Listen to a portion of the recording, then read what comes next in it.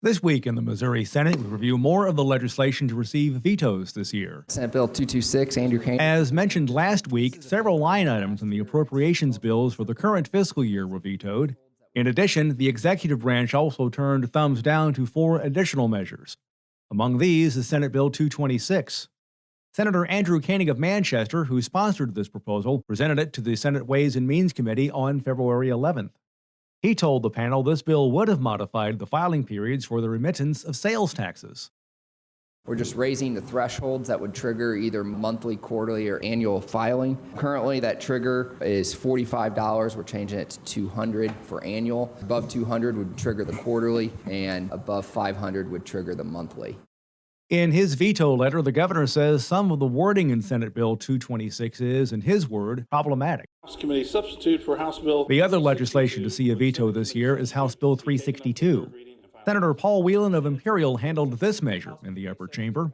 When he presented the bill on the floor of the Missouri Senate on May 3rd, he said this legislation would have modified provisions relating to the Missouri Sunshine Law and access to public records.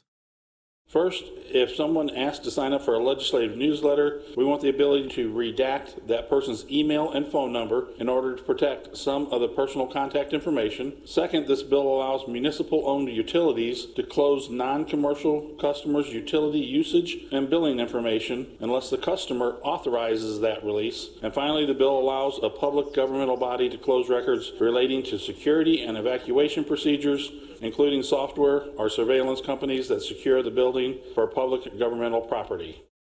In his veto letter, the governor explains the rejection is based on what he believes to be unnecessary portions of House Bill 362. The annual veto session is scheduled for Wednesday, September 15th. Veto session can be considered the unofficial close to the legislative year, as most lawmakers then turn their attention to legislation for the next regular session. As you may know, the Missouri Senate voted to block funding for voter-approved Medicaid expansion. For some Missouri senators, 2022 will mean continuing to work on things that did not become reality this year. Senator Stephen Roberts of St. Louis says the legislature opted against funding Medicaid this year before a judge issued a ruling shedding more light on the process.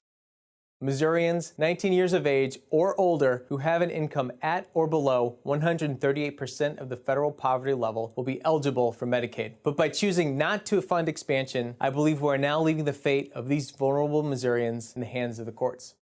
Lawmakers say Medicaid funding will likely be sorted in the supplemental budget for the current fiscal year.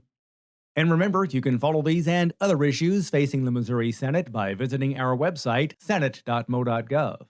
Reporting from the state capitol, I'm Dean Morgan.